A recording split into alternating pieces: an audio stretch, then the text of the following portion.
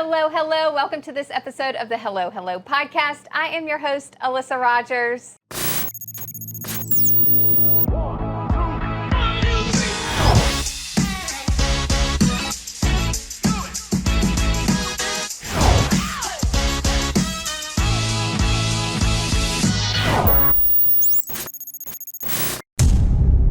And today we are in Danville, Virginia at the Smokestack Theatre. I am thrilled to be here because you guys know that I love theater. You know that Riley is going to be a Broadway star one day. Every time you talk to her, that's what she says. And I'm just really excited to be here and get to know everything that's going on at Smokestack. And let's get started. So I'm sitting here today with Sarah and Josh. Thank you for having us. Thanks for coming. Yes, and I just really admire everything that you're doing for the theater community and what you do in Danville. So I want everyone else to kind of get to know what you're doing and kind of the backstory of kind of how Smokestack came to be. When did it start? So we're going to start there. How did Smokestack start? Excellent. Okay, so I have friends that joke about this all the time. They're like, "Yeah, 2003 when I graduated," and so I won't take you back that far, but a little bit. But so I got into acting and stuff at a younger age, and through high school I did drama every year, and didn't have a lot of guidance after that. There wasn't a lot to do, so there wasn't a lot offered. Fast forward a little bit, I auditioned a few times with local organizations here. Found they were kind of closed off and never got a call back, didn't get engaged to volunteer, any of that. So I didn't do theater for a long time, about 10 years. And so through video production, I met some actors, and probably 10 years ago, saw auditions for a play. So I went and auditioned and got the part and got the lead, got voted best actor. I was like, oh, and so I was all in. I had a little kid at the time, and I thought, this takes a lot of time. Yes. I'll do like one show a year. And so I wound up doing 7 shows in the next 2 years. Good for you. So I was all in. I joined the board of another nonprofit here, theater company, and did that for a little bit and decided I wanted to go in a different direction, and that things weren't as good as I thought that could be offered here in Danville in the theater scene. I was seeing the upcoming of the River District and thought, like, what a perfect time to start a theater. And so I met some other guys and gals, and we talked about it. James Anderson and Mark Harrelson were the other 2 founders with myself. We started talking in 2017. We didn't found it until 2018. And just decided, hey, we're going to start a theater company. But from the beginning we have to do more than just put on shows. Because a lot of the prior community theaters were going from show to show. Yep. They'd do a show, make enough money to pay that off, and do the next one. And I thought, man, we got to do more. At the time, I was driving my son to Gretna Little Theater to do a show. 45 minutes there and back. An hour and a half of my day just driving, which is nice. I get to spend time with my son. Sure. But wasn't ideal. We need something in Danville. So a big part of this was also the kids and the youth. And knowing my background of coming up from high school and not having anywhere to go, wanted to create that. And so a little bit self-serving, wanted to act in good shows, but also wanted to create something for my son and for the kids around here. And I always tell people, I was lucky. I played football and acted. So I was a jock and kind of a nerd at the same time. But not every kid is. And so this is a safe space for those kids to be weird and come and have fun. And maybe they don't play basketball or football or cheerlead. I've had so many kids have found a home here and found a safe space here and felt welcomed here. And it's been great. That is so awesome. And thank you for sharing that, because I think it's so important. And even before we started recording, we're talking about everything that you're doing, and kids have been mentioned and the youth has been mentioned time and time again. And so to be able to bring that safe space for the youth is so fantastic. So thank you for that. And you said, so are you from Danville?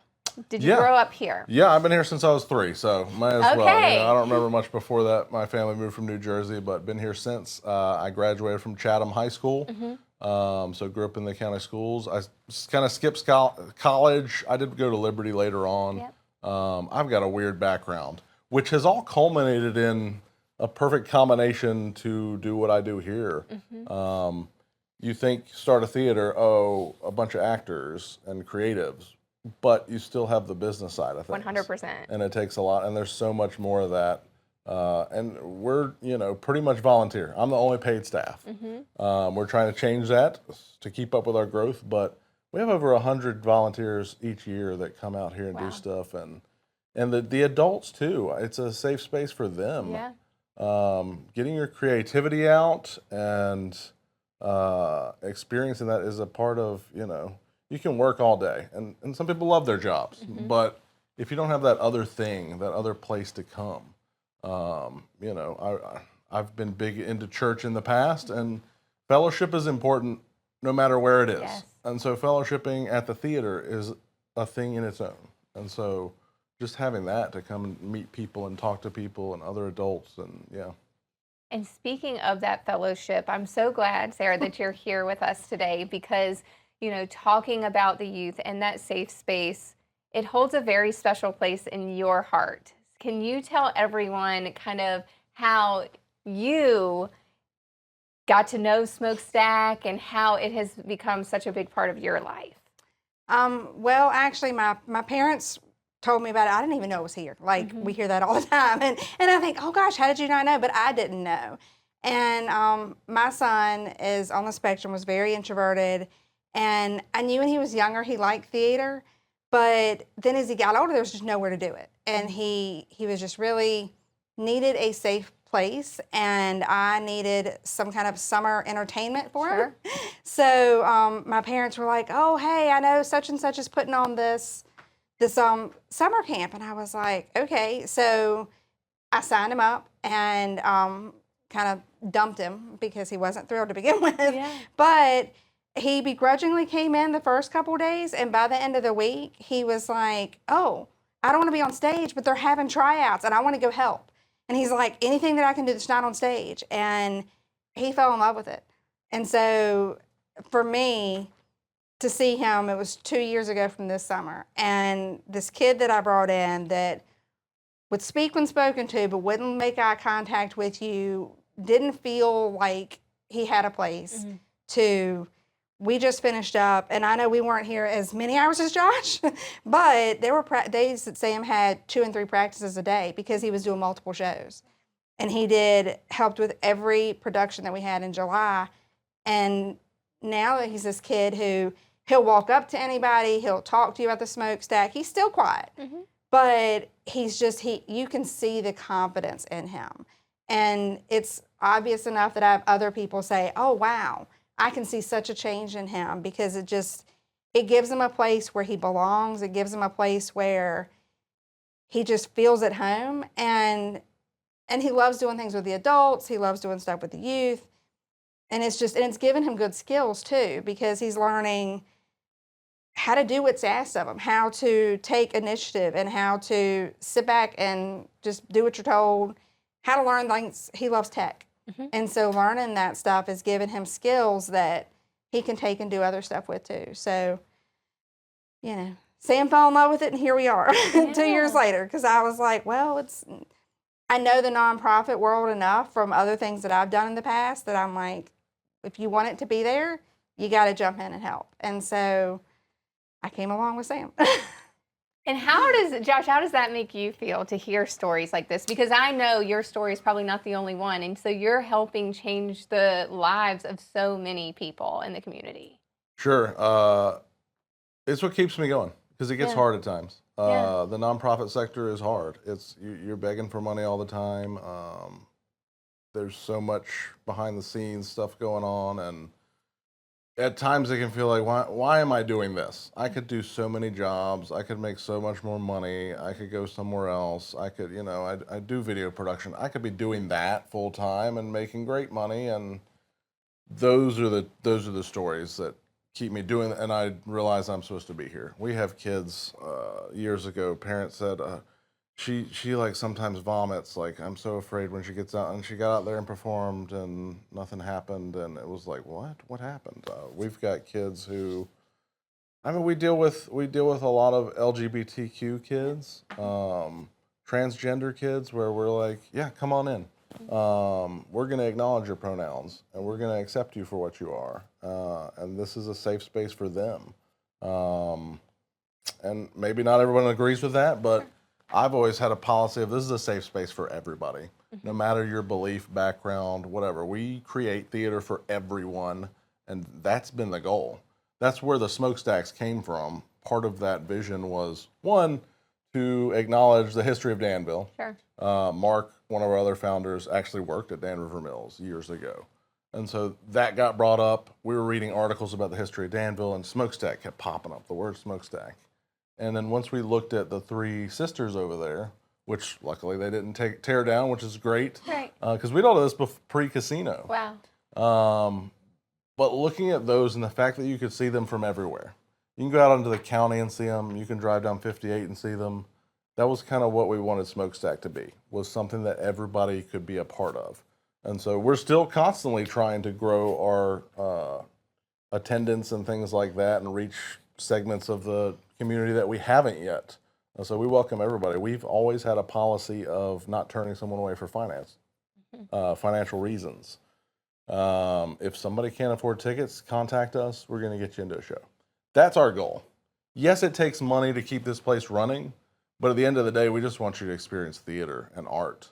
And so, yeah.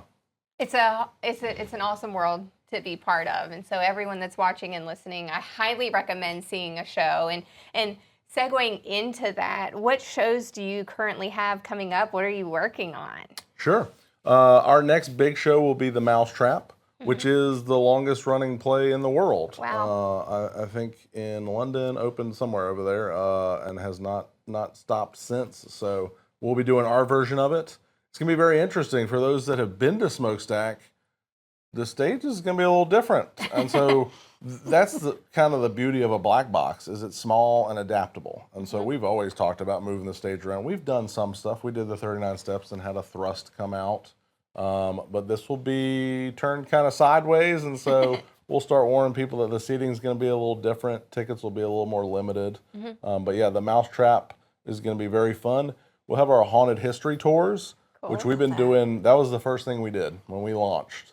We partnered with the Danville Museum of Fine Arts and History, and it was called Ghosts and Gravestones at the time, but we're not allowed to call it that anymore. So it is called Haunted History Tours now, Smokestack's Haunted History Tours. It's a great event. It's packed every year. It's historical more than spooky. So it's not a jump scare type thing like Woods of Terror or something. We do a little fun stuff, and there's a little murder story here and there, but it's all local history. And That's so cool. You'll recognize street names and mayors and all kinds of things. We started in the cemetery, Grove Street Cemetery, which is the oldest cemetery in town, built when Danville was incorporated. Yeah. But since we've done it down here, and we walk along the Riverwalk, and That's so neat. we have different actors portraying different characters from history, from local history. These are real people that the stories are based on. So it's very fun, and it gives a chance for a lot of people who don't have time for a regular show. Yeah. Because a typical Mousetrap, they're rehearsing 3 or 4 times a week. Haunted History Tours, we usually rehearse like once on Sundays, every week. Yeah. And then it's a short monologue. You don't have a lot to take in. So for anybody out there who's like, I really want to try acting, Yes. Haunted History Tours is perfect for that, because you can do it, and if you realize like, this is not for me, I'm like Sam, I want to be in the tech booth. Need that come too. on up there too. So that's another thing I push, is that people don't realize you don't have to be on the stage to be a part of this. There's so much. I mean, you got guys who are good old boys that just know how to hold a hammer and drill. We need you for the set. Yes. We got to build sets. And so we need painting, and we need costumes and props. And another thing is like just donations. I think we benefit from that. We can take things that don't work. Like I recently needed a fridge for a show, and it's like, I just need the shell. Yeah. Because it needs to look like a fridge on stage. And so it's such a weird thing because we're like, well, I threw that out. Like, No. well, consider the theater before you throw stuff out, whether it's old suits, hats. That's such great advice. Yeah. Yeah. If you're doing a spring cleanup, I mean, anything, an old door. We don't know what to do with this door. It's beat up. Well, I need it. Because most plays, it's not new items. You're doing it in a lived-in home, and so it can be messed up a little bit and stuff. And we don't need it to be livable, you know? So that's something that I try to remind people all the time. If you have something like, I don't know what to do with this, I don't want to throw it away, bring it to us. We've got storage. Luckily, we have a huge basement. It's incredible down there. So we'll take your stuff and it'll help out the I arts. am so glad you said that because it has my mind going right now of like, what are some things that have just been sitting around that I don't know what to do with that could benefit you guys? So if you have those items at home, think of theater because you guys are always being very creative on how you use things and what you do with them. And I know you mentioned, you know, if someone's looking to get started in theater, what do they do? And so what advice do you have for anyone that says, I may want to do this, I don't know, I'm scared, I don't know what may happen, or how I may be? What advice do you have for anyone that wants to think about it? We get the question a lot, like, how do I join? How do I become a member? It's like, you just come in. Yeah. So I always tell people, just come, find the next event that's happening and come. Make sure it's appropriate for you. Sure. Because if you're coming to our improv show, the adult version, that might not be for you. Yeah. But you know, so come to an event and just get in here, see what's going on. Sign up to volunteer. You can sign up to volunteer on our website. We have a whole form. And so I'm very careful about wasting people's time. So if Sarah doesn't like painting, I'm not going to send her an email for painting. And so she'll check off the boxes. And so people can sign up on our website, but just come in. It's a very welcoming space. Don't be scared. There are things you can do behind the scenes before you step on stage. We've got one of our parents, their kid came in, and then they kind of decided, like, I'm kind of interested. That's how it happens. And so they worked behind the scenes, and then they did the historical haunted tours. And then they were in Arsenic and Old Lace in a main stage production. So we're here to help people grow. We're this weird mix of community theater and professional theater. Yeah. And so, which can be a hard balance sometimes, because we strive to do something better, but also we're teaching people and helping people learn and grow, and again, providing a safe space here. And just talking about kids on the autism spectrum. Sure. I did the math, and I think 9 of our kids involved in our children's production this summer were on the spectrum. Fantastic. 2 in the booth, and sometimes those kids, you know, depending on what brand they are of autism, they're like locked in, and so they're perfect at like when to do stuff and things like, or they memorize lines really well. So this is a great place. This is a great place for everybody. But yeah, just come and check stuff out. And you don't have to come here. There's other theaters. Sure. South Boston obviously has some stuff going on, so just go. Theaters are more welcoming than you think. And sometimes it can feel like, oh, it's a clique and I'm not going to get in there. And sometimes it is like that. But I can guarantee we're not that way. You may have people that are close-knit, but we're ready for new people to come in, and we want to see new faces. And I hate seeing the same star in a show every time. You know, it's nice to see them. You might like them. I like if people like me. And they're excited, like, are you going to be in the next one? No, probably not. That's great. But we want to see new faces and different things and do different things and bring new perspectives. I mean, that's another thing we've worked on is our play reading committee just formed in this last year. And so we have a group of, I think it's 12 people who were picked from the community to give different voices so that we can decide what plays we're doing. And it's not just one person saying, hey, we're going to do these 4 plays. Like, my views may be different than other views. And so I'm really excited to see what they come up with. They're in the midst of planning next season. That's exciting. And you mentioned improv. I want you to talk a little bit about that. Tell me more. Absolutely. Improv is one of the first things we started with because if people don't know, a lot of these productions, Arsenic and Old Lace, The Mousetrap, we have to pay royalties for. Yes. And they can be pretty pricey. And you got to build sets, and you got to get and there's a lot to it. Improv was something we could do right out the gate. We didn't have a place. We've only been here a few years. We were just kind of wherever they would take us. So Two Witches Winery and Brewing Company, we were friends with some of them, and so we performed there for the first time. And a lot of planning still goes into improv, but there's no set, there can be, but you just show up in improv, and so it's kind of like whose line is it anyway? Yes. And so we have different games that we play, but we do rehearse, and so that's always been a fun thing. Usually, we used to be 21 and up, we do it 18 and up now, but we've recently added the youth, and so last year they were separate, and so now we've combined them, and so we'll have the youth come in and perform for an hour, and then it transitions in about 30 minutes to an adult show. Yep. Some people stay for both. Some people let their kids stay for both. Yeah. So we'll let our younger kids, if their parents allow them, stay and experience that. But yeah, those do tend to get a little There's a reason they're adult 18 content. and up. There's Yeah. a reason it's 18 and up. Yeah. So, but we try to be honest with people. Find out what you're coming to. Sure. We just did a second stage show, The Revolutionist. It had plenty of language in it. And so we try and warn people, if that's not your thing, like my dad, he's not going to come. And I respect him for that, and that's how he feels, and so he knows what shows not to come to.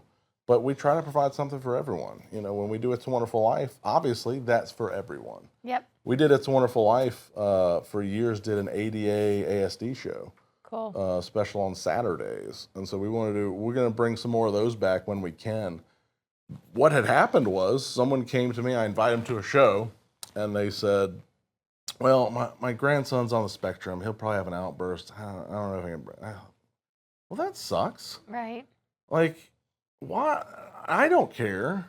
Like, what if we created a performance that we said, hey, we're going to expect this? Wow. And so that's what we did, and we had it on the afternoons, and we would have small groups. I wish more people knew about it. There's certainly people who are going to listen now and be like, I didn't know about it. That's awesome. We did it 7 years. And man, just those are some moments that like I tear up at the end knowing that this might be this person's first time in a theater experience. But yeah, we always told the actors, maybe somebody will come up stage and start talking to you in the middle of it. But we had, places to sit on the floor. We had a space for people to come and walk. We knew people might come late, might leave early, might be shouting in the audience, whatever. And so that was always a nice production. We hope to do more of that as well.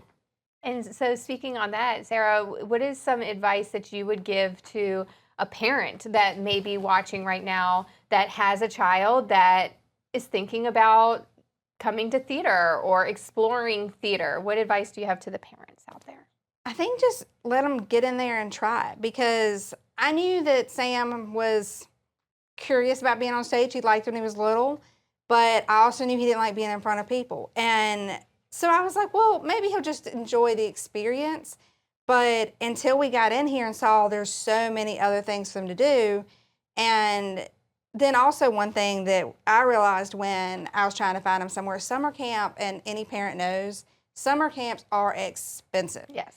And that was also a big selling point for this one because it didn't cost me anything. So, thanks to something like that, we can get the kids in here and let them try stuff. And Josh is really good about, like, he has a great group of volunteers that work with them on those weeks and stuff. So they get to experience not just standing on stage, but actually understanding all the different things. There's some kids that like, helping in the costume stuff. There's some kids that like Sam in the tech booth. And then it's not just about, getting on stage. If that's your thing, great. But if not, there's still so many other opportunities. And if you have a kid who's looking for a place to belong, then I know there probably are a lot of other theaters. But I think just seeing how welcoming it is, put them in there. Let them try it out. You heard it. Get your kids involved in theater if that's something that you think they're into. It's a very welcoming environment.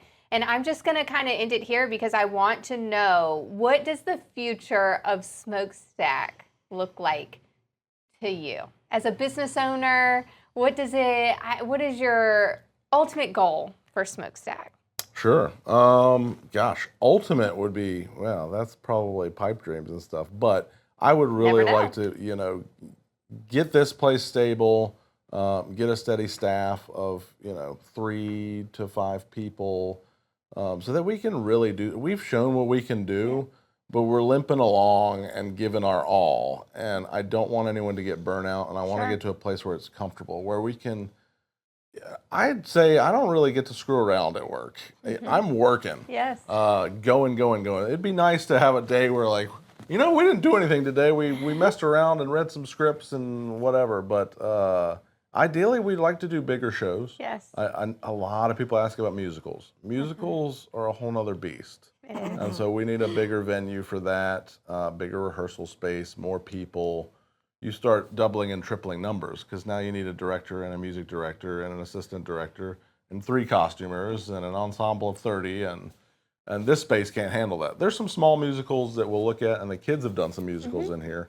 We might look at one next summer, so we'll see. But I just want to continue the growth that we're having.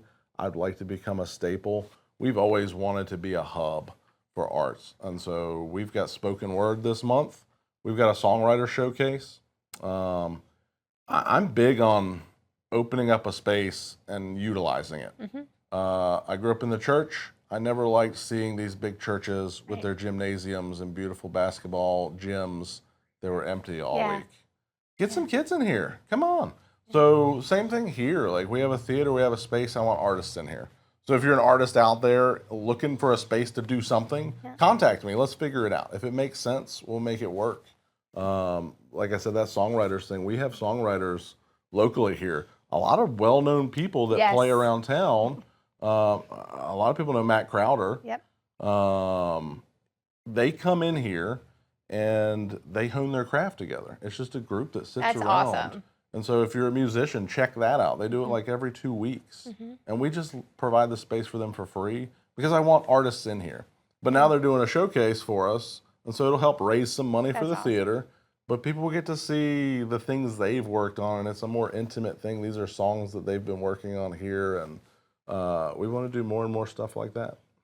I can't wait to watch this happen, and I don't think it's a pipe dream. I think this is really going to happen for you, and I appreciate everything that you're doing for the community and giving back to those that really deserve it and really deserve to have a safe space. And so thank you for everything both of you do and all the time and energy it takes. I know it takes a lot, and I just so appreciate it, and I know everyone watching and listening does as well. And I just encourage everyone that has watched this episode to get involved, involved with Smokestack, get involved with the theater, always taking donations and looking for sponsors. So if it's something that you would love to sponsor and get involved in, all the information is listed above. And you have people here that are here to support. And so be sure to reach out. And I just appreciate everyone watching and listening today.